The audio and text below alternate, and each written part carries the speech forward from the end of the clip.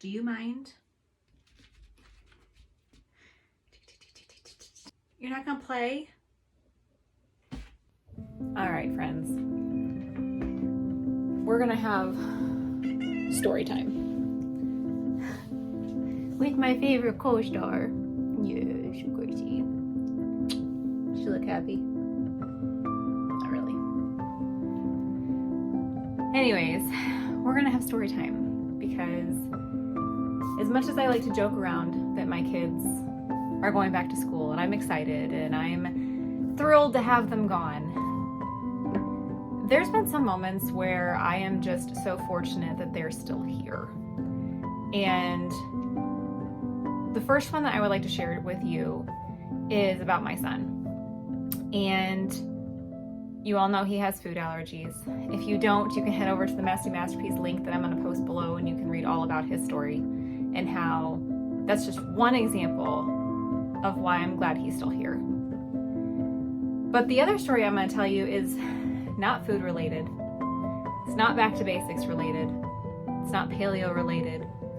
It's just being a mom. And I really want to talk to the moms out there who feel like they're failing, who feel like they've somehow managed to mess up their kids, even though they're trying their hardest, even though that you love them with all your heart, even though you are pouring every ounce of strength, energy, sanity, anything else that you can pour into your children. I'm talking to you because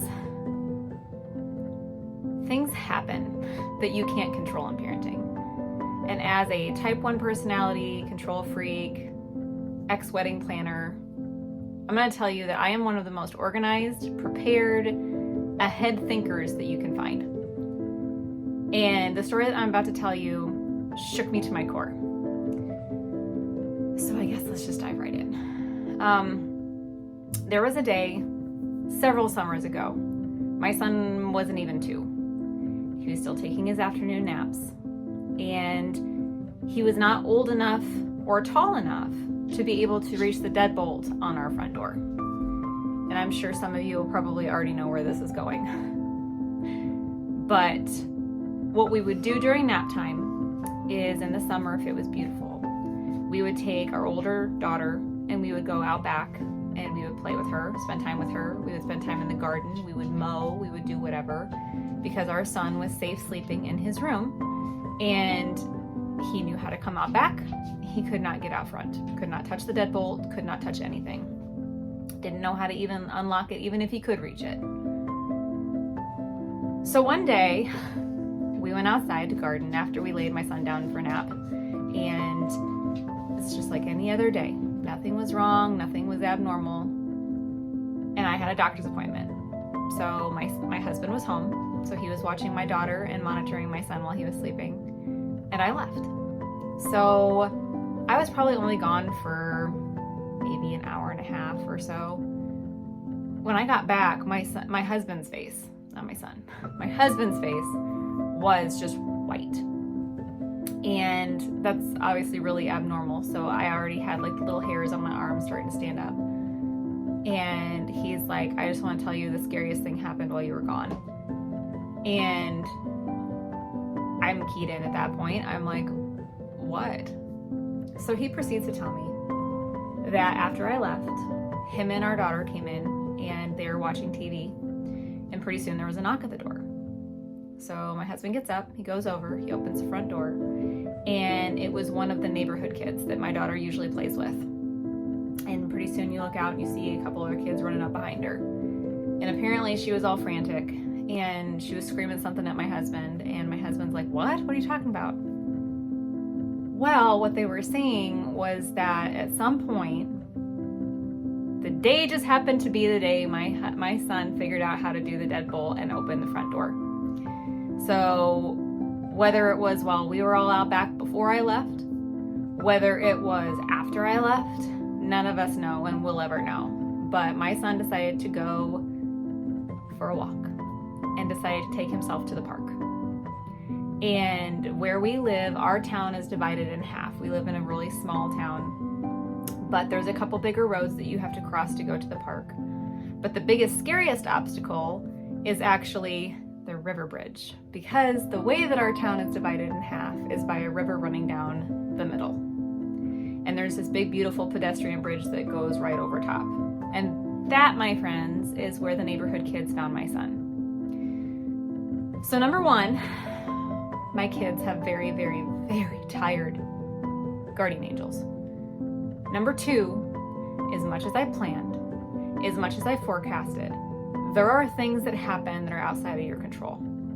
Number three, I thank God every single day that my son knew the way to the park, did not get hit by a car, did not go into the river instead of going over the river, and just was kept safe in general. Nobody took him, nobody hurt him.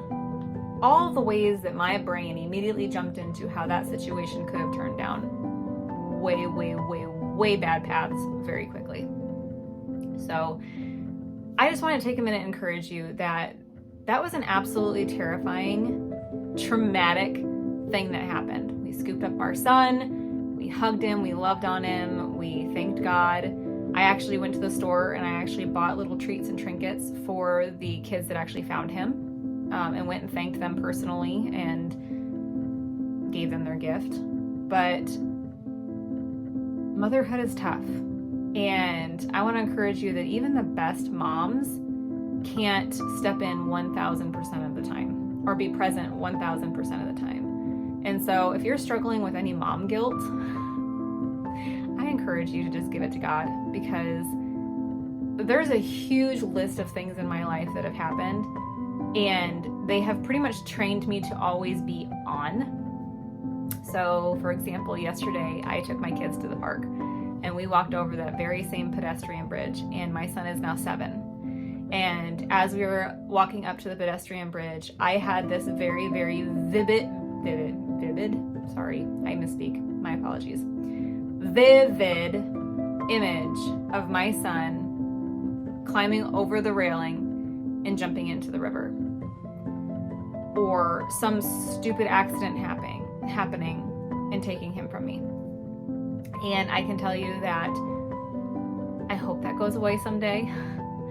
But when you experience trauma and those little triggers, those little things set you back, it's gonna happen. But you need to tell yourself that it's okay, that your child is safe, you are safe, and you are doing the absolute best to your abilities. And you just have to extend yourself some grace. So I'm talking to me as much as I'm talking to you. I am extremely hard on myself, and obviously once something like my son escaping from the front door happens, I don't ever let it happen again. All of our doors had deadbolts at the very top.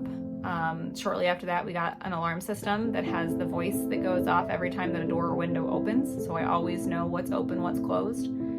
At night, obviously, we set it to make sure he didn't get out at night. You know, the little railing locks that go on the windows. I mean, our house was on complete lockdown. It was hard for people to figure out how to get out of our front door as adults, let alone my son. So again, I just wanted to share this with you just because I felt like it was on my heart. If there's somebody out there struggling to just get through the day, or with the guilt that something happened or something's wrong, or these past events that have happened, I just want to encourage you. You're still a good mom. You're still doing the best that you can. And nobody has a manual. Don't look at the moms that have the duckling kids. And if you're a mom with a duckling kid, I am truly happy for you. But for those of us that don't have the little duckling kids that follow behind in tow, and yes mom, no moms, do what they're told, it's not always a discipline thing. So just give yourself some grace. Give other moms grace. Lift other moms up. You don't know what they've been through. You don't know the stories and the storms and the things that they've had to endure. So just give your kids a hug. Give yourself a hug. Give another mom a hug. Love on others today. Just know that you're okay, and that I'm praying for all of you.